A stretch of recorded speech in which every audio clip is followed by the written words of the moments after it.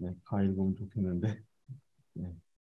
우리 그 오병이어 기적 그 다섯 다섯 개 빵과 두 마리 물고기로 이제 5천 명을 먹이신 이 기적의 내용은 아마 사복음서에 다 나오고 우리가 잘 알고 있는 그런 말씀입니다.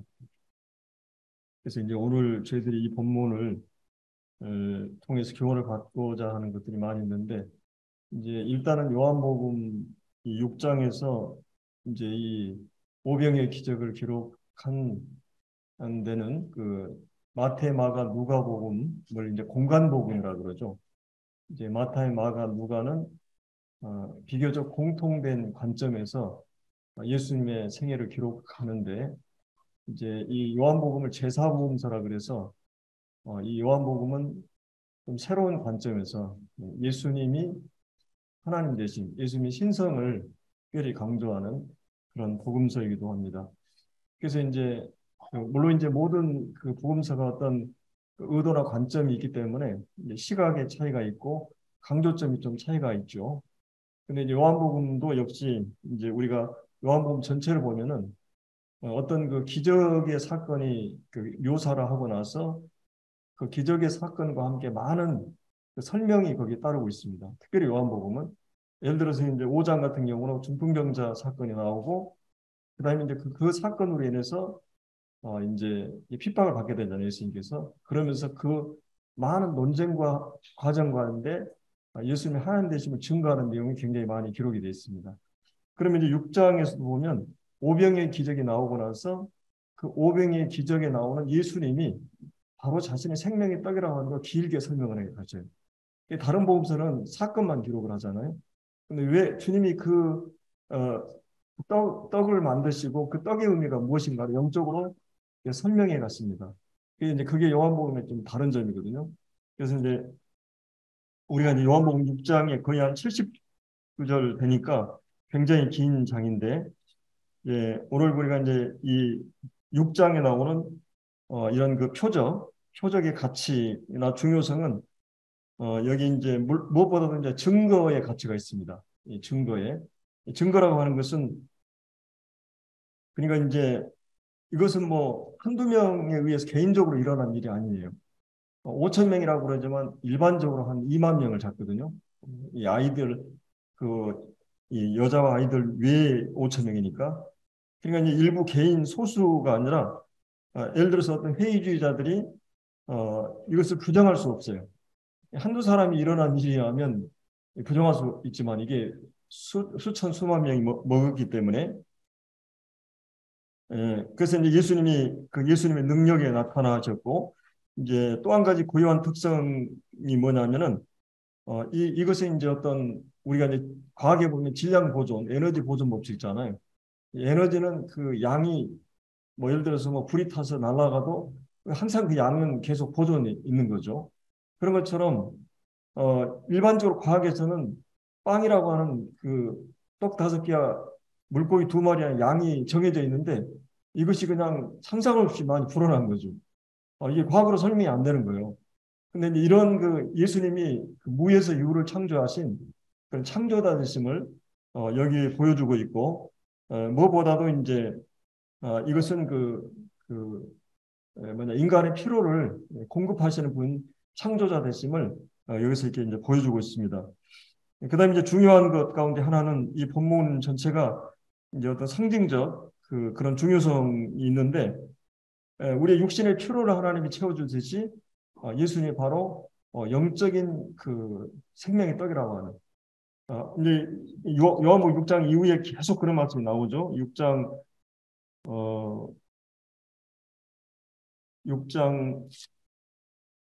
36절에 예수께서 이르시되 나는 생명의 떡이니 내게 오는 자는 결코 줄이지 아니할 터요 나를 믿는 자는 영원히 목마르지 아니하리라.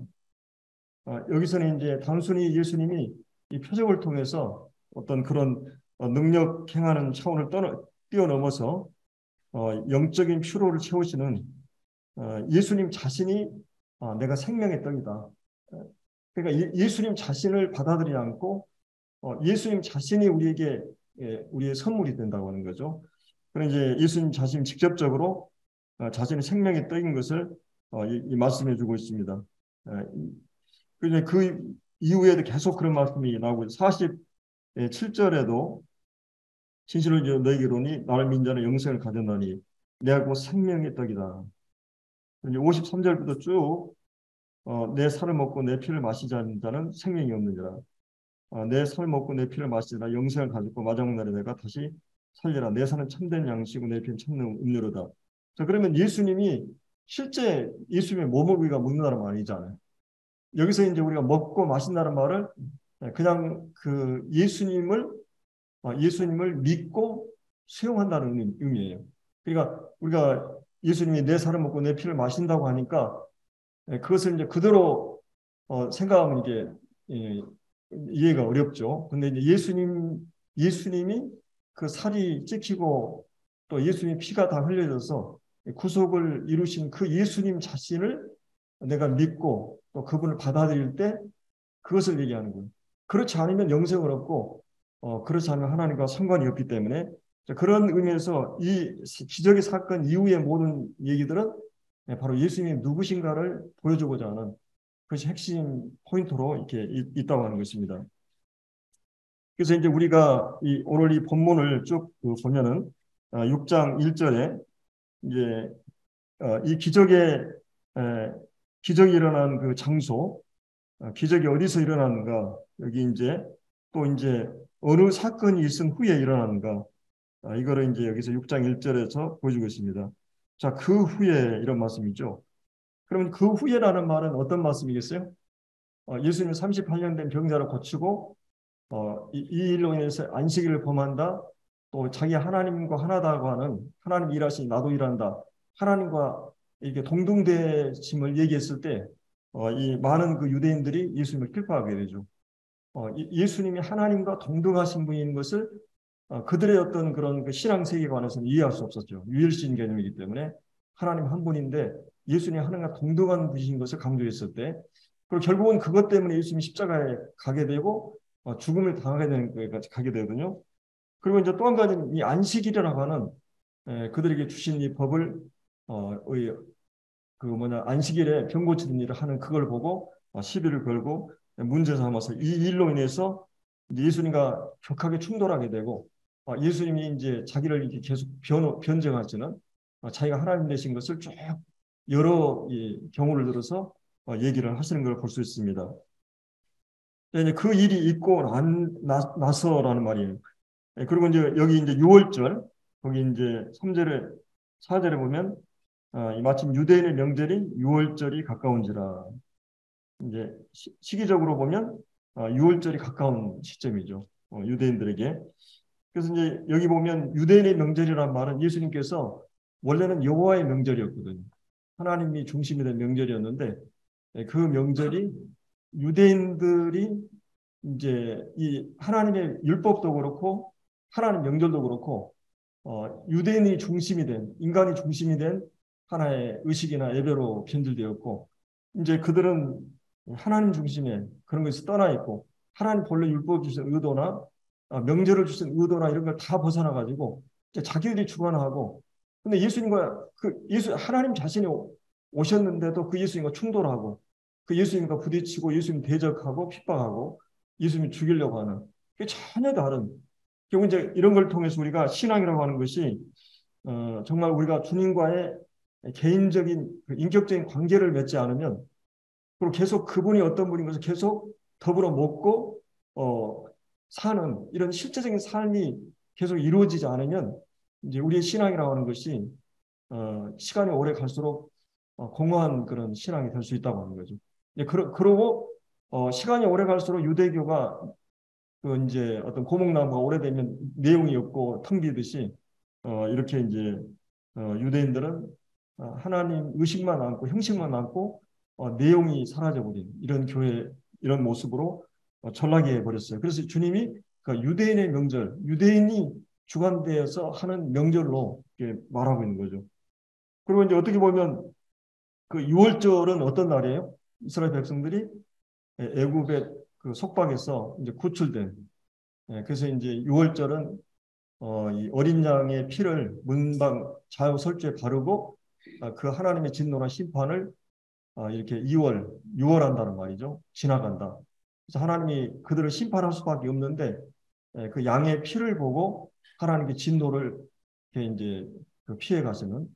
그래서 이제 이 6월절은 우리가 이제 구원받은 날이죠. 우리가 죄 사함 받은 날이고 우리의 과거, 현재, 미래의 모든 죄를 다 사함 받은 그것을 기념하는 것이 6월절이고 이제 그 6월절에 이스라엘 백성들이 뭐 자기 실력이나 능력이나 힘으로 애굽의 강력한 그런 권력과 이 바로를 이길 수가 없었어요.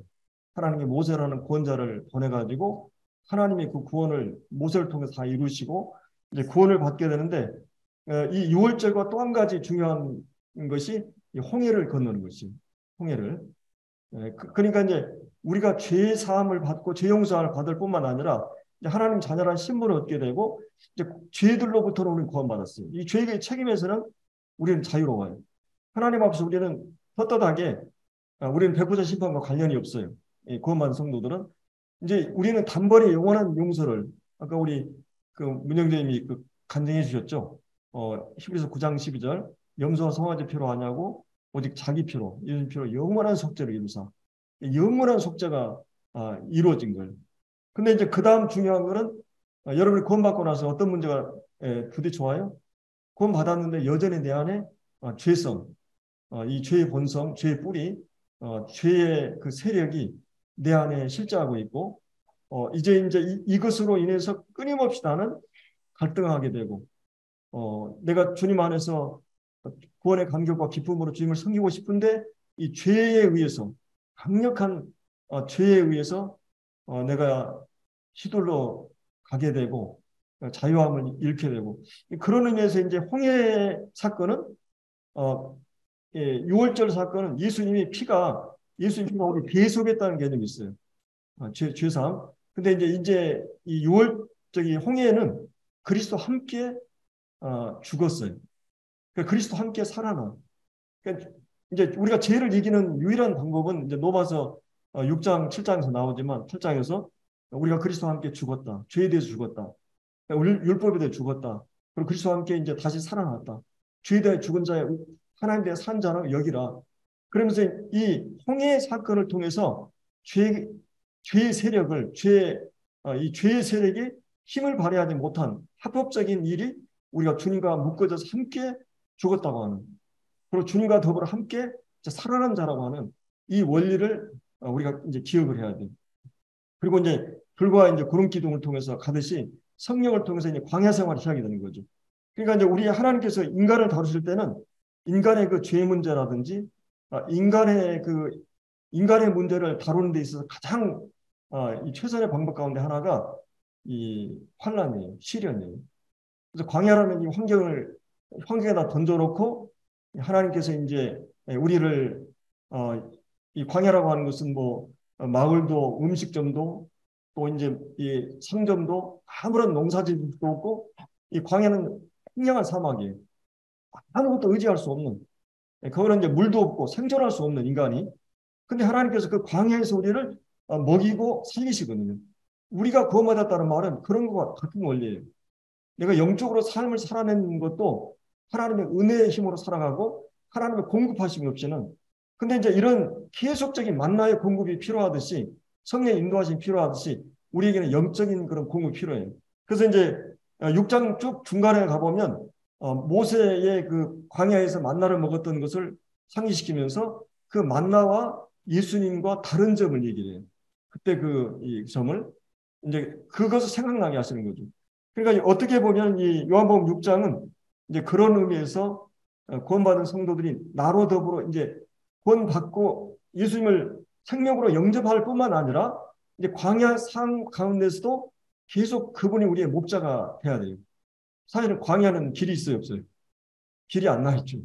길은 더 익숙하고 평소에 나 있는 길인데, 근데 그 예수님이 목자가 길이에요. 그래서 예수님 내가 곧 길이다. 예수님 주의 말씀은 내 발의 등이요 길이다. 이 말씀과 주님이 목자고 인도자이기 때문에 우리는 이제 이 양들로서 그분의 음성을 듣고 그분을 따라가 이제 광야 생활하는 거예요.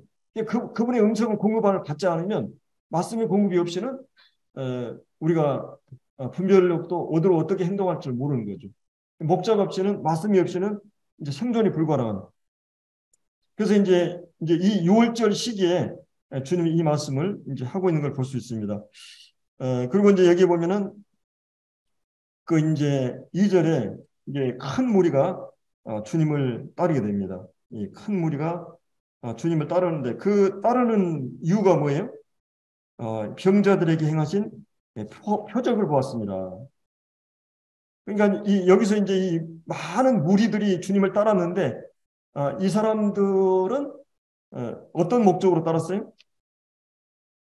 이게 이제 병 고쳐주는 것 때문에 병 고쳐주는 표적을 보고 그것 때문에 이제 주님을 따르게 됩니다. 그래서 이제 거기 6장 예, 보면은 그런 말씀 있죠. 26절에 예수께서 대답해 이르시되 내가 진실로 진실로 너희에게 이르노니 너희가 나를 찾는 것은 표적을 본 까닭이 아니요 떡을 먹고 배부른 까닭이다. 여기서 이 표적이라고 하는 것은 예수님의 하시는 모든 일들이 한 평범한 인간으로 할 수 없는 하나님이 함께 하시는 것을 통해서야만이 하나님의 능력이 그 예수님이 선지자가 됐든 메시아가 됐든 하나님이 함께 하시는 가장 확실한 표적이 보여주었는데도 불구하고 거기에 그들은 관심 있는 게 아니라 하나님이 누구를 보냈다, 선지자를 보냈다, 또 메시아를 보냈다. 하나님이 함께하는 그것에 관심 있는 게 아니라 그들은 단순히 먹고 배부르거나 아니면 병 고쳐주거나 이런 목적 때문에 예수님을 따르고 있다고 하는 것이. 그래서 이제 그 어떤 분이 이제 군중에 대해서 이제 얘기한 거를 제가 한번 보았는데 이제 군중이라고 하는 것은 그 뭐예요? 이 군중이라고 하는 것은 큰 이 무리가 이제 주님을 따르는 군중을 이루고 있는데 군중은 이 폭력적인 군중이 있어요. 이 급한 군중이라 그러죠. 폭력과 어떤 혁명을 통해서 막 촛불 집회나 막 이런 걸 일으키는 사람들이 있고 또 이제 경기장에 스포츠 즐기고 이런 군중들, 이 정체된 군중이라고 그러죠. 그리고 이제 예배나 고요하게 이렇게 예배드리고 이런 느린 이제 군중이 있어요. 그래서 이제 이 군중이라고 하는 것은 때로 어떤 뭐 군중이 모이는 것은 뭐예요? 가끔 이제 정치인들이 표퓰리즘이라 그래가지고 이 군중을 이용하죠. 이용해가 권력을 삼기도 하고 때로는 이제 이 군중이라고 하는 것은 민심이 천심이라고 이 군중을 또 무시할 수 없는 경우도 있죠. 가끔 이 정치인들은 군중을 두려워하기도 하고 또 이렇게 때로는 그거를 이용해서 무시하기도 하고. 근데 이 군중이라고 하는 어마어마한 많은 군중들이 온 집에서 주님을 따르고 있어요. 근데 이 군중들은 중요한 것은 이 군중들이 한 가지는 이제 육체적인 질병을 치유해 주기 때문에 대부분이 그 관심이 많았고 그때 당시 때는 이제 의학이 발달되지 않았기 때문에 예수님이 직접 이렇게 육체 치료를 해주니까 정말 이 훌륭한 의사가 나타나 있기 때문에 이렇게 이제 그들은 그거를 보고 이제 따랐습니다. 때로는 어떤 사람은 정신적으로나 이제 훌륭한 그런 선생 이런 철학이나 이런 가르침을 때문에 이제 그들을 따르기도 합니다. 또 이제 어떤 경우는 이제 여기 이제 26절에 나왔던 이제 먹고 배부르기 때문에 이거 지금 또 한 가지는 이제 정치적으로 로마가 그 당시에 로마 권력이 그 유대인들을 속파하고 지배하고 있었기 때문에 그런 어떤 로마의 어떤 속박으로부터 이 억압으로부터 우리를 해방할 정치적인 메시아를 그들은 기다리고 있었고 또 이제 가장 정치에 중요한 건 뭐예요? 이 빵 문제를 해결해주는 경제 문제를 해결해주는 이게 정치의 가장 큰 이슈잖아요. 근데 이제 예수님은 보니까 오병이의 기적 이스라엘 백성들이 광야 생활할 때 그들이 피로를 채웠던 그 하나님을 생각하면서 이분이면 우리 사회적인 이 문제, 정치적인 문제, 경제적인 문제 이런 문제를 해결해 주겠구나. 그리고 모든 그런 군사적으로나 또 이렇게 안보나 이런 모든 문제에 있어서 이 예수님은 되겠구나. 이런 생각을 하고 그런 그 사회적인 또 육신적인 세상 가운데에서 그런 경제적인 문제 이런 그들은 필요에 의해서 그런 가치에 의해서 사람들이 모여들고 그런 군중들이었어요. 그래서 이제 여기 예수님이 거기 이제 보면은 14절에 이 사람들이, 이 군중들이 예수께 행하신 이 표적을 보고 말하되 이런 참으로 이제 이 세상에 오실 그 선지자라. 물론 이제 여기 이제 모세와 같은 선지자. 15절에 그러므로 예수께 그들이 와서 자기를 억지로 붙들어 임금 삼으로 줄 아시고 그들을 떠났어요. 예수님은 그들의 동기나 그들이 지금 무슨 가치 때문에 온 것을 알고 예수님을 임금 삼으려고 하는 목적이 어디에 있는지 알고 주님의 관심은 거기에 있는 게 아니에요.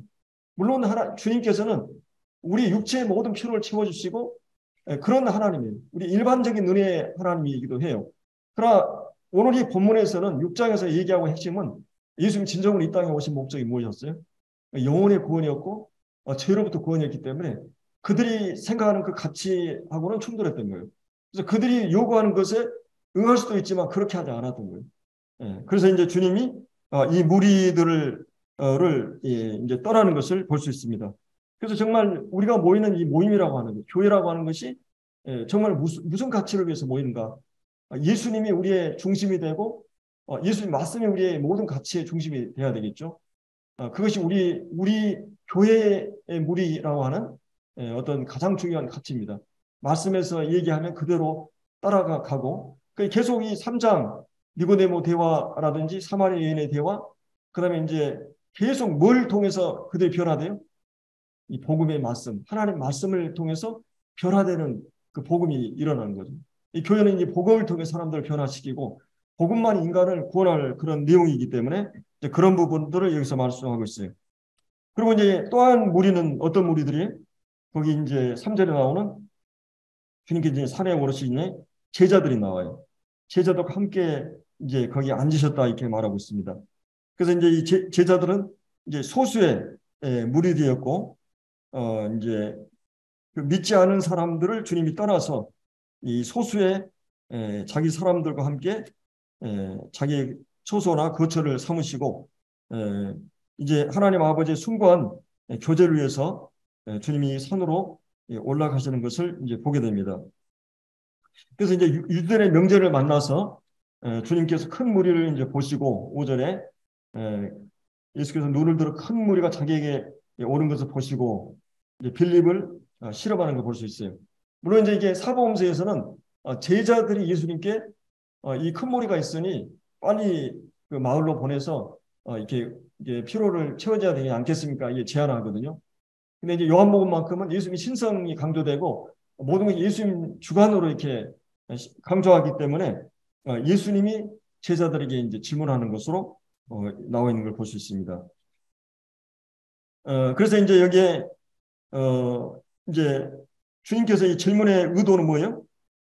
여기 이제 보면은 빌립에게 질문을 했는데 어디서 떡을 사서 이 사람들을 먹이겠느냐? 그래서 이제 6절에 이렇게 말씀하시면 친히 어떻게 하실지를 아시고 이제 여기서 중요한 건 5절에 어디서 떡을 사서 어디서라는 말하고 6절에 나오는 이 어떻게라고 하는 주님이 이제 질문하신 이 그 문제 제출을 했을 때 이 어디서 굉장히 중요한 거예요. 어디서 여러분 우리 인생에 많은 문제들이 찾아오죠. 이런 지금 군중들이 배고픔의 문제 또 우리 인생에 많은 문제들이 찾아와요. 근데 일반적으로 우리는 어디서 찾아요? 우리는 그걸 어떻게 찾아요? 어떤 방법으로? 근데 이제 여기서 나오는 이 사람들은 빌립이 어떻게 대답할까 주님은 아셨어요. 빌립은 이제 시험코자 이렇게 말씀했다고 여기에 나오고 있죠. 그래서 이제 이런 어려운 상황이나 이런 문제 앞에 섰을 때 우리는 이제 가정 부부의 문제, 또 자녀의 문제, 또 경제적인 문제, 또 사업의 문제, 또 교회나 가정 여러 가지 이런 문제들이 일어날 수 있는데 우리는 그 문제의 원인을 어디서부터 해결하려고 하는가? 일반적으로 이제 우리는 이 빌립처럼 경제적으로 어려우면 이제 계산을 하고 이렇게 이제 어떤 상식이나 또 이제 어떤 이성적으로 합리적으로 또 이렇게 이제 현실을 파악해 가면서 할 수가 있습니다. 그리고 이제 그래서 어떻게 이제 대처하는가? 이제 이게 돈이 필요하고 뭐 식당도 필요하고 갑자기 이제 크게 필요한 일을 어떻게 해결하는가? 가장 중요한 게 자원은 뭐겠어요? 이제 주님이 그렇게 이제 예를 들어서 내가 갑자기 질병이 오고 갑자기 어떤 문제가 왔을 때는 주님이 이제 마치 빌립에게 이런 상황을 허락하신 것은 하나님께서 뭔가 실험을 하시는 거죠, 우리에게. 물론 이제 여기서 얘기하는 것은 사단이 어떤 유혹하는 그런 그래서 그 사람을 멸망하고 죽이려고 하는 의도가 아닐 거예요. 하나님께서 하시는 시험에는 반드시 이 테스트는 어느 정도 실력이 됐고 어느 수준이 됐고 어떤 거룩한 목적을 위해서 하나님이 분명히 이거를 허락하셨을 거란 말이죠. 근데 이제 우리는 항상 문제의 출제를 물론 우리가 이게 질병이 그러면 병원에 가야 되고 이런 걸 하지 말라는 말 아니에요. 극단적으로 뭐 그런 게 아니라 이런 문제가 왔을 때 우리는 에, 항상 주님 앞에 주님이 이제 질문하신 의도가 어디 있는가를 찾아야 하는 거죠. 그래서 이제 그러니까 주님이 어떻게 하실 걸 몰라서 지금 이 제자들에게 질문한 게 아니에요. 어떤 의미에서 보면 주님이 지금 제자들과 이 기적을 제자들도 없고 뭐 이 소녀의 그런 오병이어 그것도 없이 예수님이 그냥 독단적으로 혼자 그냥 이 일을 했으면 더 큰 영광을 받았을 건데 왜 제자들을 끌어들이고 이 소녀를 끌어들이느냐 이거예요. 그래서 하나님의 역사에는 항상 사람을 필요로 하고 사람을 도구로 삼아서 하나님을 하시는 거예요. 예수님의 모든 사역에는. 그래서 이제 우리 삶을 이런 문제가 왔을 때 당황하게 되고, 이 시험의 의도가 무엇일까? 항상 우리는 그 질문을 해야 돼요. 그리고 이제 이 시험의 이 근원을 이제 찾아야 되는데, 이제 이 질문자 빌립은 베세다 출신이에요. 이 지역 출신이에요. 갈릴리 베세다 출신이었고 이 지역에 대해 잘 알고 있었고 계산에 빠르고 똑똑하고 능한 사람이었습니다. 그래서 이제 그 200데나리온이면 한 사람 일당이 얼마죠? 지금으로 얘기하면 10만 원 잡고 2천만 원입니까? 지금도 2천만 원이 작은 돈이 아니죠. 근데 사실은 그 10기로 얘기하면 한 사람당 만 원. 네. 그러면 2만 명이면 얼마예요? 김계영님? 빨리 수학이 나와야지. 이게 한 사람당 만 원이면 10명이면 100만 원이, 100, 아니, 10만 원? 100명이면 100만 원이죠. 1000명이면 천만 원인가요? 예, 그리고 이제 지금 거의 뭐 2만 명 됐으니까 이것도 만만치 않은 돈이죠. 근데 갑자기 그 돈이 어디서 나올 수도 없는 거고. 그래서 지금 어떻게 보면 빌립은 계산이 딱 나온 거죠. 인구 파악을 하고 또 얼마나 돈이 들어갈까 딱 해서 답을 제시했어요. 그러나 사실은 우리가 질병이 왔을 때 이렇게 하면 그것이 답이 아니죠. 어, 그게 답이 아니잖아요. 해결되지 않는 답이잖아요. 이론은 했지만, 그러니까 이제 여기서 이제 이런 빌립, 그러나 이제 여기서 우리가 생각해야 될 거는 이제 물론 이제 빌립하고 이제 안드레가 나오잖아요. 예, 그게 실제로 이제 빌립의 대답을 하는 것을 이 각 사람의 조금씩 받게 할지라도 이방 때나리온 떡이 부족하나이다. 제자 중 하나 곧 시몬 베드로의 동생이었죠. 형제 안드레가 예수께 여짜오되 여기 한 아이가 있어 보리떡 5개와 물고기 2마리를 가지고 있나이다. 그러나 그것이 많은 사람에게 얼마나 되겠습니까? 어떻게 보면 이제 그 이제 안드레는 이런 일이 있으면 항상 상황을 파악하고 이제 그리고 이제 이 어린아이가 도시락을 싸왔던 것 같아요. 보리떡이니까 아주 가난한 아이 같아요. 그래서 이제 이 아이가 있는 걸 보고 이제 예수님께 소개를 하죠. 이거를. 그러나 이제 이것이 많은 사람에게 얼마나 되겠습니까? 이제 이거는 뭐 이 물고기 뭐 이거 떡 이거 가지고 이 지금 많은 사람에게 뭐 얼마나 되겠습니까? 이게 이제 해결이 안 되는 거죠.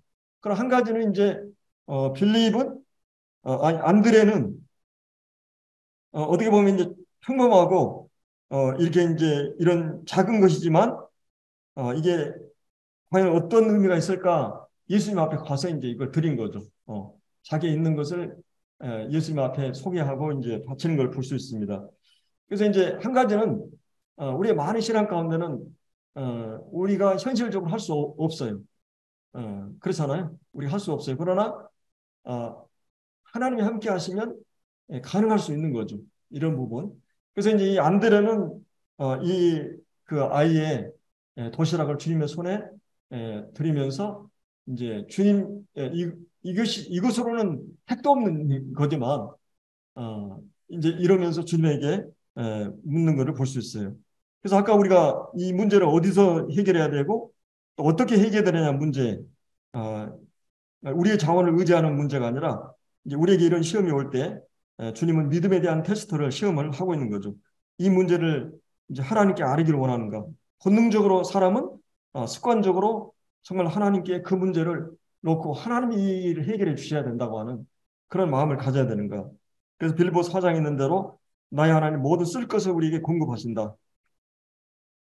그리고 하나님께서 우리에게 하나님 사랑하는 자 부르심을 입은 자는 모든 걸 통해서 합력의 선을 이룬다.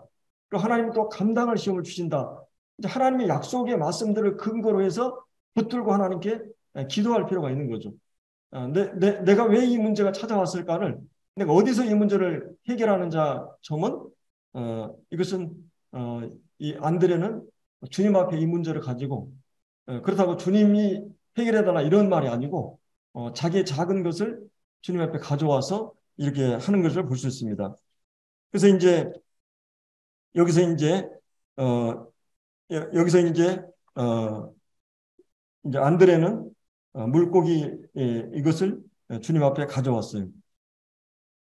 그래서 이제 주님께서 이 작은 떡과 이 물고기를 가지고 하나님께 이제 감사하는 걸 볼 수 있습니다. 어떻게 보면 이제 그 이제 자기 중심적이고 회의적인 이제 이런 상황에서 어떻게 보면 이제 현실적으로는 정말 그 이제 그 빈약하고 이제 없고 모든 것이 아무것도 없는 그러지만 이것이 하나님 예수님이 누구신 걸 안다면 예수님 안에서 그분의 무한한 능력과 은혜를 안다면 얼마나 그분 안에 풍성함이 있고 나의 하나님이 그 영광 가운데 그 풍성한 대로 나의 쓸 것을 다 채우신다고 하는 말씀처럼 하나님 안에는 이 모든 자원이 있는 걸 볼 수 있어요. 그래서 이제 10절에 이제 예수께서 이르시되 이 사람들로 앉게 하라. 그렇게 이제 주님이 말씀하십니다. 예수님 사람들을 앉게 하셨어요. 그래서 이제 하나님의 축복은 우리 믿음의 연약함 때문에가 아니라 그러니까 우리의 믿음이 좋았고 신실하고 이런 것에 좌우된 게 아니라 그분의 은혜의 풍족함에 의해서 이제 부여되는 이런 걸 볼 수 있어요. 이제 제자들의 믿음대로 된다면 아무리 역사가 일어나지 않고 이제 군중은 그곳을 다 떠났을 겁니다. 그러나 하나님의 은혜는 자격 없는 자에게 주어지는 것처럼 예수님 빌립과 제자들을 이렇게 이제 책망하지 않으시고 그들을 이제 앉게 하시는 걸 볼 수 있어요. 이제 어떻게 보면 이것은 또 다른 시험이에요. 1차는 믿음의 테스트였는지 몰라요. 그럼에도 불구하고 하나님을 의지하고 이 문제 해결을 하나님 안에서 찾으려고 하고 그래야 했다면 여기에 이제 두 번째 시험은 이제 배고픈 이 군중을 이 먹을 것이 없는 이 현실 앞에서 아무것도 없는 그런 상태였잖아요. 그래서 이제 여기서 어떻게 보면 예수님께서 이 떡을 가지시고 축사하시고 이제는 그 어린아이 손에서 예수님의 손에 들려진 거예요. 이 떡이 우리의 작은 헌금이 주님의 손에 들려지고 우리의 시간이 우리의 은사가 우리의 작은 것들이 주님의 손에 들려졌을 때 마치 이건 모세가 지팡이를 들었을 때 하나님의 지팡이 또 다윗이 골리앗 죽을 때 이게 돌팔매처럼 삼손의 그 턱뼈처럼 이거는 상상할 수 없는 일들이 그것이 일어날 수 있어요. 작은 것들이. 근데 이제 여기서도 이 물고기 두 마리 이 작은 것이 이제 주님의 손에 들려졌고 주님은 그것을 위해서 기도했고 이제 다음에는 그것을 나눠주라고 이렇게 말하고 있어요. 그때 제자들의 마음에는 여러분 이게 어떻게 되겠어요? 그 시험은 또 어려운 거예요. 과연 그때 우리가 순종할 수 있는가? 주님이 이런 말씀 앞에서 과연 순종할 수 있는가? 마치 그 그 포도주를 이렇게 변화시킬 때 그 하인들이 예수님께서 물을 갖다 채우라고 하고 나서 그 물을 그 연회장에 떠 갖다 주라고 했을 때 물을 떠주면 어떻게 했어요? 말이 안 되잖아요. 근데 그들이 떠다 줬을 때 그게 포도주가 되고 그것을 그 하인들만 체험했다는 말씀이 나오는데 여기서도 이제 마치 아담이 그 노아가 그 상황에서 명령했을 때 그때 하나님 말씀을 온전히 순종했듯이 또 우리가 이제 하나님 말씀에서 세례를 주라 여자는 공적으로 가르치지 못하게 해라 이런 성경의 말씀들에 대해서 우리는 과연 그대로 말씀을 따르고 있는가? 하나님 말씀에서 명령하기 때문에 우리는 그대로 하고 있는가? 그게 굉장히 중요해요. 노아 시대 때도 전혀 비가 올 것 같지 않은데 방주를 지으라. 그 말씀에 순종했거든요. 그래서 이제 제자들은 이제 그 말씀에 여기서 이제 순종을 하게 됩니다. 제자는 주님의 말씀에 순종했어요. 이제 하나님 말씀을 믿음에 대한 시험이었지만 이거는 또한 예수님이 말씀한 것을 믿는 게 믿음이잖아요. 그리고 그 믿음을 따라서 그들은 이제 이 떡을 나눠주기 시작합니다. 하나님의 축복이 이 축복이라는 이 통로를 통해서 우리에게 주어지는데 모든 이제 결핍을 채워주고 이 축복의 이제 매개물 이 지금 제자들의 순종에 의해서 이제 나누어주는 걸 볼 수 있어요. 그래서 순종하는 자녀 이런 자녀들을 주님은 세상과 구별해주는 그런 존재들이죠. 주님의 삶의 이제 두드린 특징 가운데 하나는 예수님은 철저하게 하나님 말씀을 순종했던 그리고 이제 우리가 이제 사람이 하나님의 뜻을 행하려 하면 이 교훈이 하나님께 왔는지 이것을 알게 된다는 말이었어요. 그러니까 순종을 해보니까 우리가 잘 아는 D.L. 무디가 이 말씀을 보고 이제 그 성경에다가 그 TP라고 테스트 그다음에 입증 증명됐다 이 단어들을 성경 구절을 마다 이 말씀을 묵상하고 이 말씀대로 순종을 했어요. 근데 그 말씀들이 실제 입증이 되고 이루어졌다. 그럼 P라는 말이 엄청나게 많이 약자로 그 성경에 기록됐다고 그래요. 우리도 하나님 말씀을 이 말씀을 붙들고 그 말씀을 순종했을 때 그 말씀은 그대로 입증이 되는 걸 볼 수 있어요. 그래서 이제 요한복음 14장에 있는 대로 나의 계명을 가지고 지키는 자는 나를 사랑한다는데 내가 그와 함께 하시고 그처를 함께 하고 그에게 나를 나타내려. 그 말씀대로 순종하는 사람만이 개인적으로 예수님이 자기를 나타낸다고 했어요. 예수님을 배우고 예수님을 알 수 있는 분들은 이 말씀을 순종하는 삶 가운데 있어요. 우리가 이제 가끔 전도도 하고 이렇게 하지만 좋은 일만 하는 게 어려운 일도 있어요. 근데 항상 순종은 우리에게 그렇게 편한 일은 아니죠.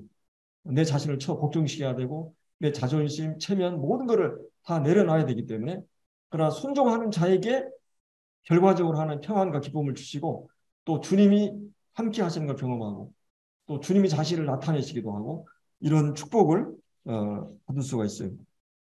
주님 왜 이 자를 앉게 하셨을까? 이제 이것은 어떤 분은 하나님은 질서의 하나님이시다.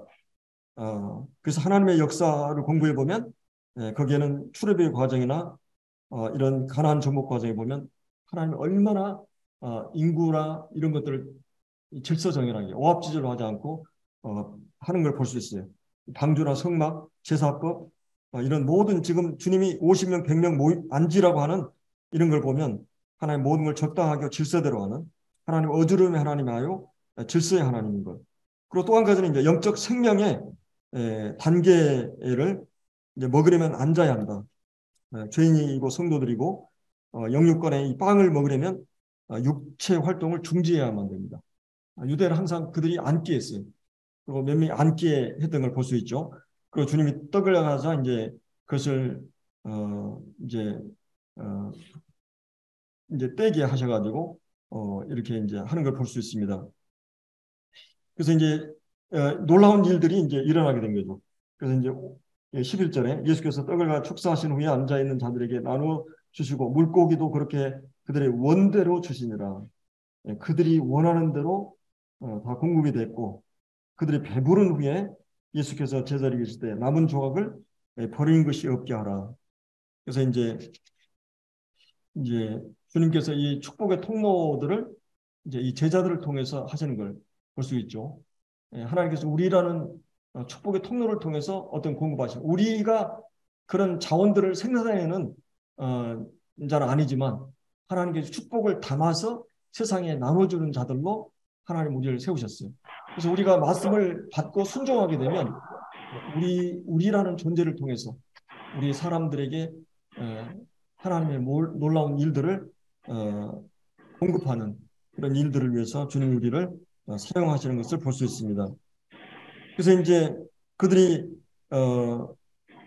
이제 어떤 회의나 의심을 하지 않고 제자들이 이 사도들이 주님의 떡을 받아서 군중들에게 나눠주게 되고 정말 마치 그 누구죠? 엘리야가 살피다 과부가 이 가루와 기름이 병에서 마을에서 떨어지지 않는 참 기적적인 일이죠. 어떻게 보면 주님께서 이 하나님 믿는 사람들에게 너희는 먼저 그 나라와 그거를 보라. 그러면 이 모든 걸 더하시리라. 먹을 것 입을 것 하늘의 새를 봐라. 공중의 새를 봐라. 또 이 들의 백합화를 봐라. 하나님께서 입을 것과 이런 모든 먹을 것을 주신 것처럼 하나님께서 우리 의복의 문제, 주거의 문제 이런 모든 것을 해결해 주신다. 주님께서 그런 약속을 하나님의 자녀들에게 하셨죠. 그래서 저희들이 원대로 그들이 배부르게 충족하게 먹고 이 남은 조각이 버리지 않게 하고 이제 이런 걸 볼 수 있어요. 주님은 어떻게 보면 이제 오병이어 이 작은 떡이 12광주리가 부풀어져 버린 것이죠. 12개는 항상 성경에 보면 3 플러스 7은 7 완전수지만 3 곱하기 4는 곱셈으로 이렇게 12, 12제자, 구약의 12지파, 그리고 이제 12이 그 문 뭐 해가지고 항상 하나님의 어떤 은혜의 수를 말할 때 또 12로 말합니다. 그래서 12광주리를 채워주시고 그걸 버리지 않게 하라. 주님이 낭비하는 것을 원치 않은 것을 이제 볼 수가 있습니다. 그래서 우리가 오늘 저희들이 이제 여기 이제 그 오병이의 기적을 통해서 하나님께서 정말 이제 사실은 이 본문의 실제적인 교훈은 이 나머지 부분에서 쭉 나와요. 나머지 부분에서. 그러니까 이제 여기서 이제 우리가 또 이 사건을 통해서 배울 수 있는 교훈들은 주님이 우리의 삶의 위기를 문제를 허락하시고 우리를 이제 테스트하는 시험하는. 근데 하나님의 의도는 때로 사단이 우리에게 어려움을 주실 수도 있지만 사단이 항상 시련이나 어려움을 주셔서 함정에 빠질 때도 넘어질 때도 하나님 그걸 손으로 바꾸시는 일을 하시는. 그게 하나님께서 우리 뭐 운영자님이 오뚜기라고 그러셨는데 하나님께서는 세우시는 일들을 하십니다. 때로는 내 개인의 사단의 유혹에 넘어져도 하나님 그걸 손으로 바꾸시려야 하는데 때로는 이제 하나님께서 선한 의도로 우리를 선한 목적을 위해서 테스트를 하고 시험을 하는데 사단이 그거를 이용해서 우리를 넘어지게 하는 일도 있어요. 근데 중요한 것은 항상 하나님은 우리에게 선한 의도와 목적을 가지고 있다고 하는 거죠. 그리고 우리에게 그런 질문하는 건 우리 몰라서 하는 게 아니에요. 그래서 하나님 미래를 아시고 모든 걸 아시기 때문에 하나님 어떤 축복을 담아주기 위해서 과정을 허락하시기 하는 거죠. 그래서 그런 테스트는 학교 선생님이 시험 문제 할 때는 그 테스트는 그 실력이나 수준을 확인하고 계속 향상하도록 하기 위해서 이 확인하기 위해서 테스트를 하는 것처럼 하나님 계속 우리의 믿음의 연단을 위해서 이런 것들을 허락하시는 거죠. 그래서 중요한 거는 이 문제의 해결점은 어디서 결국 주님 안에서 이 문제 해결이 있잖아요. 주님에게 가니까 주님의 손에 들려지니까 문제가 해결되잖아요. 우리 기도도 마찬가지고. 근데 이제 이거를 우리의 상식이나 이론 이런 걸로만 다 해결하려면 안 되면 우리 많은 한계가 있는 걸 볼 수 있어요. 그래서 우리가 물론 이제 이게 사랑의 논란도 있지만은 그러나 한 가지 우리가 교훈적으로 받았을 때는 빌립적으로 항상 그냥 우리 현실이나 합리 이런 것만으로 아니에요. 그게 믿음이라고 하는 것은 하나님의 손에 붙들려 있을 때 나는 할 수 없지만 현실적으로 그러나 하나님 내게 능력 주시는 안에서 내가 모든 걸 할 수 있는 이것이 그리스도인이라고 하는 거죠. 그래서 이 주님에게 손에 들렸을 때 여러분의 작은 것들이 내 작은 헌신들이 또 작은 헌신이 모여져서 작은 헌금들이 모여져서 시간이 현재 주님 앞에 드려졌을 때 하나님 그거를 통해서 주님의 큰 일들을 하시는 것을 볼 수가 있습니다. 기도하고 마치겠습니다.